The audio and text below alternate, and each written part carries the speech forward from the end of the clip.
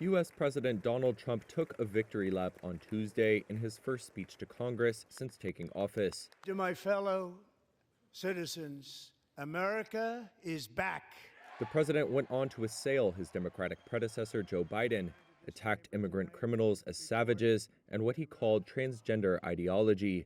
The speech drew catcalls and interruptions from some Democratic lawmakers who held up signs and walked out mid-speech in protest.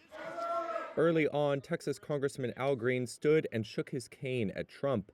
He appeared to be shouting that Trump did not win a mandate in November's election. When he refused to sit down, Green was ordered removed to cheers from the Republican side. Remove this gentleman from the chamber. Trump's speech came just a day after he paused all military aid to Ukraine, and less than a week after a disastrous Oval Office meeting in which Trump angrily berated Ukrainian President Volodymyr Zelensky.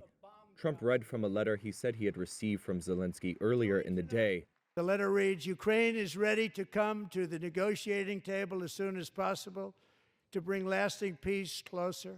Trump added there were signs from Russia they were ready for a deal that would bring an end to the war in Ukraine. Simultaneously, we've had serious discussions with Russia and have received strong signals that they are ready for peace. Wouldn't that be beautiful?